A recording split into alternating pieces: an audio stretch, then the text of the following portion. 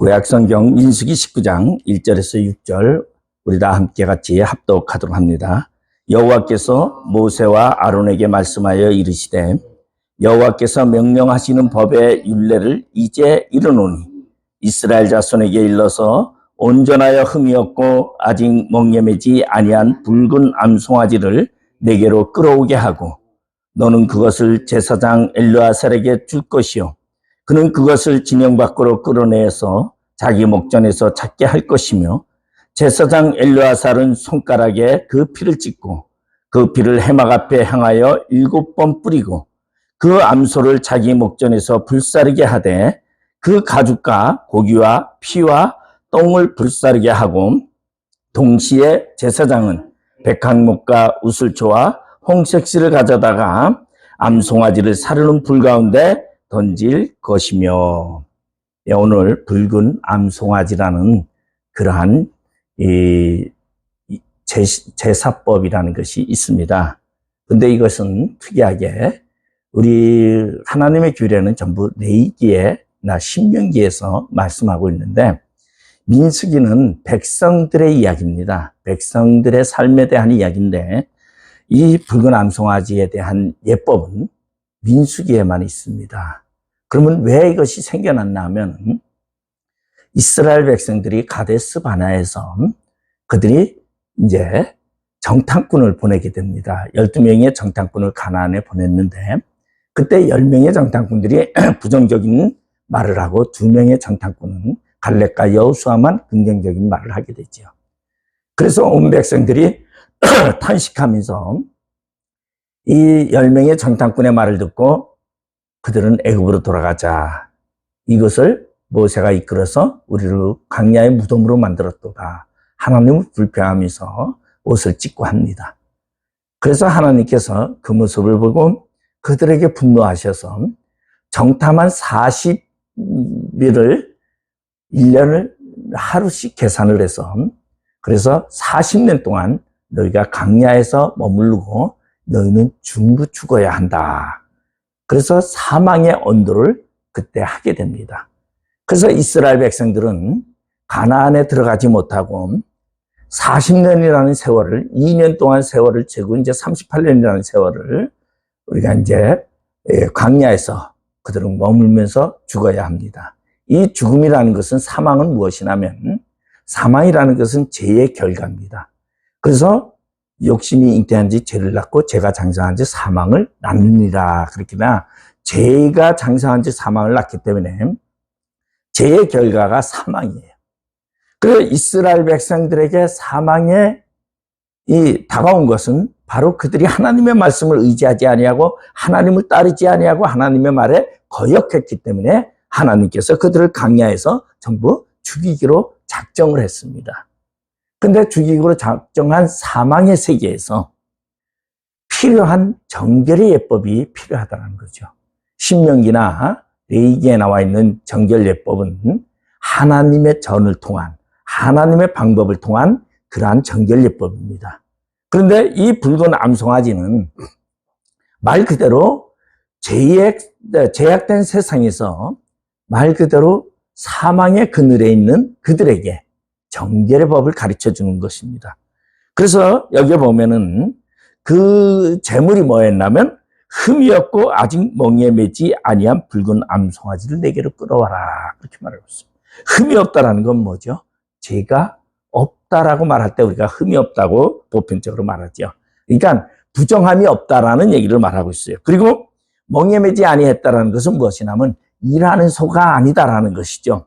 그러니까 송아지를 말하고 있는데 그래서 우리 보면은 예수님께서 예수님께서 예루살렘에 들어갈 때도 뭐를 탄 낙이 새끼를 탔다. 멍에를 메어보지 않은 낙이 새끼. 그리고 이 멍에라는 것은 벌써 산전수전을 다 겪었다는 얘기가 돼요. 그러니까 멍에를 매지 않았다는 것은 아직 어리다라는 것을 얘기를 해요. 근데 이 붉은 암송아지는 말에 의하면은 여기 보면은 어떤 이제 전승에 의하면은 완전히 붉은 털이다. 근데 그 털 중에 흰 털이 여러 개가 있거나 그러면 안 된다는 거죠. 그래서 붉은 털을 가진 소가 나와야 하는데 그러면은 이 지역의 소들은 어떤 소냐? 우리 붉은 소 하면은 우리나라는 좀 많이 있죠, 붉은 소가. 옛날에 소를 보면은 붉은 게 많았는데, 이 저쪽에 팔레스타인이나 저쪽으로 가보면은 소들이 버팔로라 그래가지고 검은 소들이죠, 대체적으로. 그리고 아주 저거 하는데, 이 붉은 털이라는 것은 생명을 상징하는 거예요. 피를 상징하는 거예요. 그래서 붉은 데에 섞이지 아니한 거, 뭐 다른 털 색깔이 섞이지 아니한 붉은 암송아지. 그래서 사실은 지금까지 전 세계에 붉은 암송아지가 뭐 여섯 마리밖에 나오지 않았다. 뭐 이런 이야기도 많이 하고, 이단들이 뭐 그런 이야기도 많이 합니다. 자관 이런 붉은 암송아지를 끌어와서, 근데 이 붉은 암송아지는 누구를 예표하냐면 예수님을 예표하는 겁니다. 예수님은 우리의 생명, 우리 대신 생명을 위해서 십자가에서 피 흘려 죽으신 그 예수님을 표현하고 있어요. 그래서 그 붉은 암송아지를 끌어다가 누구에게? 3절에 보니까 제사장 엘르아살에게 데리고 가라는 거죠. 그럼 제사장이 이제 대신해서 이 붉은 암송아지를 죽여야 합니다. 근데 이 붉은 암송아지는 뭐냐면 제약된 세상에서 정결하게 하는 것이거든요. 예식이거든요. 그러니까 엘르아살이 그를 죽이는데, 지금까지 모든 재물을 레이기라든가 이런 데서 보면은 어디에서 죽이냐면 성막 안에 들어가면은 이렇게 이제 들어가서 우편에 보면은 이렇게 안수를 기도를 하고 각을 뜨고 이렇게 합니다. 그런데 이 붉은 암소는 진영 밖으로 갑니다. 그러니까 이스라엘 백성들이 성막을 중심으로 12지파가 3개 지파씩 3, 4, 12 해가지고 12지파가 둘러선 그 바깥이 진영 바깥인데, 이 진영 바깥으로 끌고 나갑니다. 그러니까 죽이는 것이 다른 데는 다 성소에서 죽였어요. 성막에서 죽였어요. 그런데 이 붉은 암송아지는 왜 진영 바깥으로 가느냐? 죄의 문제가 있기 때문에 그래요. 죄가 간영한 곳에서 죄를 정결하게 하기 위해서는 진영 밖으로 끌고 나가서, 그래서 그곳에서 죽입니다. 그래서 그곳에서 제사장이 죽이는데, 우리 예수님은 어디서 죽으셨냐면 바로 예루살렘 진영 밖에. 그래서 우리 그렇게 말을 하고 있죠. 뭐 서쪽 하늘 붉은 노을, 그렇게 진영 밖에 예수님께서 그 험한 골고다의 길을 걸어서 예루살렘이 아닌 예루살렘 밖에 나가서 죽음의 곳에 이르러서 그곳에서 십자가 달려 돌아가신 것처럼, 진영 밖에, 어디에서? 진영 밖에 소각장 옆에서 지금 이 붉은 암송아지를 잡는 겁니다. 그러니까 이것은 지금 민수기라는 것은 이스라엘 백성들이 가나안에 들어가기 전에 있는 그 계명이지만, 그들의 삶이지만, 지금의 예수님의 십자가의 신약시대 이전에 벌써 나오는 그 얘기와 똑같은 그러한 예표로 되고 있는 것이 붉은 암송아지예요.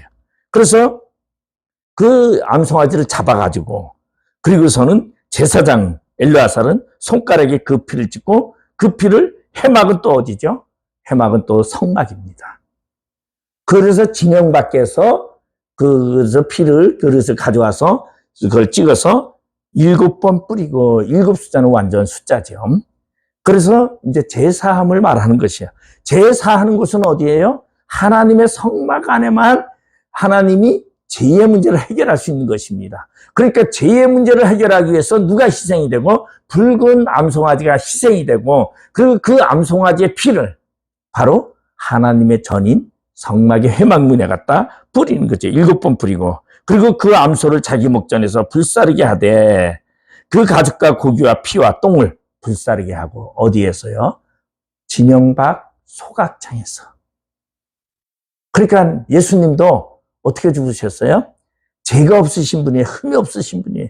그분이 어디에서? 인간들이 죽는 해골의 곳, 다시 말해서 인간 쓰레기 소각장에서 예수님이 골고다에서 십자가를 지게 되시고, 그리고 그 골고다 꼭대기에 십자가에서 죄수들이 죽는 그곳에, 그래서 골고다에 가면은 그 죄수들을 죽이는 형틀 그 너머에는 시체를 그냥 던져놓습니다. 그래서 이제 죽으면은 장사 지내는 것이 아니라 죽은 강도나 이런 사람들, 십자가에 달았다는 사람을 그 뒤에 이제 하나 이렇게 이제 웅덩이 같은 게 있어가지고 시체를 던져놔서 거기서 썩게 합니다. 그런 것처럼 이 암송아지의 모든 것들을 다 불사르는 겁니다. 소각장에서 불사르게 하고, 그리고 동시에 불사를 때의 제사장은 백향목과 우슬초와 홍색실을 가져다가, 그래서 이 백향목과 우슬초와 홍색실은 나오는데, 이것은 정결 의식을 할 때에 쓰는 그러한 것이에요. 그래서 이거는 뭐라 하면 새 생명을 부여하는 상징적 의미를 지니고 있어요. 레위기 14장에 보면 그렇게 하고, 그 다음에 우슬초라는 것은 박하의 털이 무성한 향초인데 물이나 피를 적시는 솔 역할을 합니다. 그래서 우슬초가 뭐냐면은 이렇게 이제 붉은 암송아지 재 같은 것을 해서 사람들이 나왔을 때 진영 밖에 이제 부정한 사람들이 진영 밖에 나가면은, 그리고 이제 4일째 되는 날 몸에 뿌리고 3일째 되는, 그 다음에 마지막 6일째 되는 날 몸에 뿌리고 7일 동안 그들이 진영 밖에서 거하다가 진영 안으로 들어오게 되거든요. 그러니까 이 우슬초라는 것은 이제 분 역할을 하는 그러한 식물이죠. 나뭇가지 같은 그런 것인데, 그래서 여기에 보면 백향목과 우슬초와 홍색실이라는 것은 생명과 예수 그리스도의 상징을 나타내는 것이에요. 예수 그리스도의 옷과 예수 그리스도의 그 피 흘림과 그리고 예수 그리스도의 죄 씻음에 대한 그런 표현으로 제사장은 백향목과 우슬초와 홍색실을 가져다가 암송아지를 사르는 불 가운데 던질 것이다. 불 태운다는 건 뭐죠? 부정한 것을 태운다는 거죠. 이거는 바로 죄사함을 말하는 거예요. 그러니까 예수님이 십자가에서 피 흘렸던 것은 왜? 죄사함을 우리에게 주시기 위해서, 부정한 것들을 하시기 위해서 예수님께서 그렇게 했어요. 근데 이때에 생각을 해보시면은, 제가 보니까 38년 동안 엄청난 인원이 죽어야 합니다. 왜냐하면 그 숫자가 다 죽어야 가나안에 들어가니까 38년 지나. 그러면은 하루에 최소 100여 명이 죽어야 돼요. 그럼 100여 명이 죽으면 장사를 지내면은 식구들은 사람이 죽은 곳에 장막 안에 있던 그릇까지도 다 버리라 그랬어요. 뚜껑이 안 닫혀 있으면 그 그릇은 부정한 거 있으면 다 깨트려 버리고, 그리고 사람이 죽을 때에 사람이 있었으면 그 사람은 다 부정하기 때문에 진영 밖에 나가서 일주일 있어야 돼요. 그러니까 진영 밖에 있는 사람은 얼마나 됐을까? 제가 계산하니까 70인에서 79인이 하루에 죽었는데, 그러면은 보통 한 집에 아버지가 죽거나 누가 죽을 때 식구들이 둘러 있으면은 한 5명, 4~5명은 둘러 있겠죠. 적어도. 그 4명이면 하루에 죽는 숫자에 4배나 5배 되는 거예요. 그러면 400~500명이 진영 밖으로 나가요.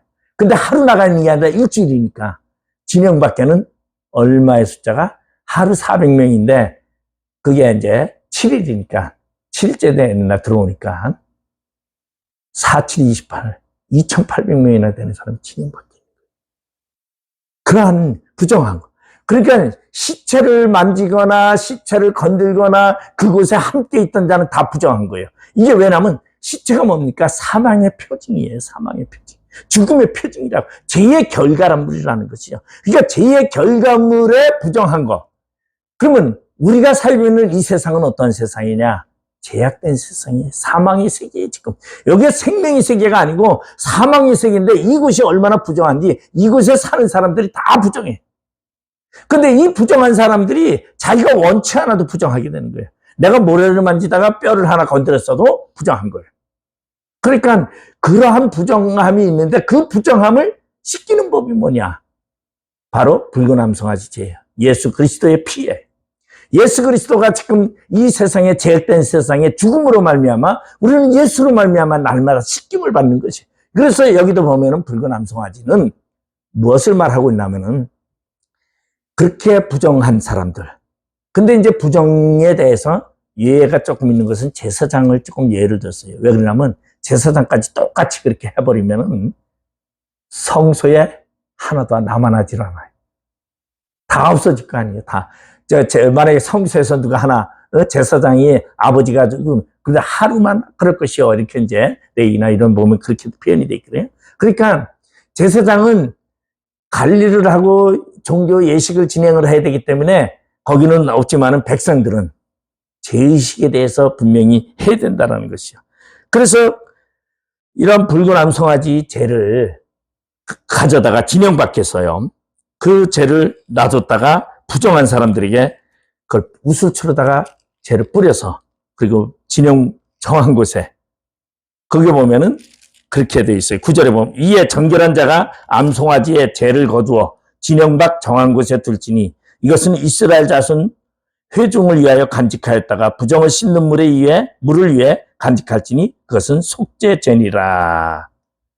근데 암송아지의 죄를 거둔 자도 자기 옷을 빨 것이며 저녁까지 부정하리라. 그러니까 만진 사람도 다 부정한 거예요. 그러면 뭐 이 얘기는 다시 말해서 이 세상은 전부 부정하다라는 걸 얘기해 주고 있어요. 왜? 이 세상은 죄의 결과로 사망의 그늘 아래 있어요. 근데 사망의 그늘 아래서 사망을 피해가는 방법이 뭐냐? 생명을 보존하는 방법이 암송아지의 죄를 뿌리는 거죠. 그거를 해서 정결케 하는데, 그러면 이것이 뭐냐? 암송아지는 뭐죠? 제가 붉은 암송아지는 예수 그리스도를 상징한다 그랬어요. 우리는 예수 그리스도로 말미암아, 우리는 예수 그리스도의 그 피 흘림으로 말미암아 우리는 날마다 정결하게 되는 겁니다. 그래서 우리는 오늘 이 부정한 세계상, 죄악이 많은 이 세상에서 우리가 살아가는 방법은 바로 예수 그리스도의 보혈의 피로 그것을 씻는 거죠.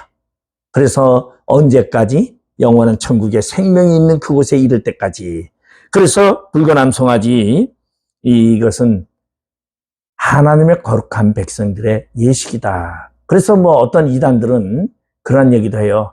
붉은 암송아지가 뭐 이제 나왔는데, 호주에 뭐 나왔는데 뭐 이제 종말이 됐다 뭐 이런 얘기인데, 나 쓸데없는 얘기인 것 같고요. 이 붉은 암송아지가 예표하는 것이지, 이 붉은 암송아지가 오늘날도 꼭 죄를 씻는 것은 아니다. 저는 그렇게 생각을 해요. 왜냐하면은 구약은 예표입니다. 예수 그리스도의 예표예요. 그러니까 예수 그리스도가 붉은 암송아지처럼 생명을 대신하고 사망을 물리치는 것. 그러면 우리는 오늘 이 죄악된 세상에 우리는 예수가 없다면 우리는 어때요? 부정한 자가 될 수밖에 없고 사망의 그늘에서 사망에 이를 수밖에 없어요. 근데 누가? 예수가 있음으로 말미암아, 그 예수의 보혈로 말미암아 우리는 정결함을 가지고 살아가는. 근데 이 정결함은 언제까지? 영원한 천국에 들어가기까지. 그러니까 붉은 암송아지에는 가나안에 들어가기까지의 한시적인 예식입니다. 그래서 레위기나 신명기에 안 나오고 백성들의 삶의 방식에서 이 예식을 말해주고 있는 것이다. 오늘 우리는 이 땅에 살아가면서 이 십자가의 보혈의 피는 바로 우리가 천국 갈 때까지 필요한 것이고, 천국에 가면은 이제 십자가가 아니라 영화죠, 영화. 예수 그리스도의 영화를 가지고 우리가 천국에서 사는 것이고 영원한 삶을 삽니다. 그렇지만 예수 그리스도의 피 흘림을 우리는 늘상 생각하면서 죄를 멀리하고 죄를 떠나서 사는 그러한 삶이 우리 안에 있어야 된다는 것을 생각하면서 오늘 이 본문을 통하여 더욱더 우리가 예수 그리스도 안에 있는 그러한 하나님의 백성이 되시기를 주님의 이름으로 축원드리겠습니다. 기도하시겠습니다. 아버지 하나님 은혜를 감사드립니다.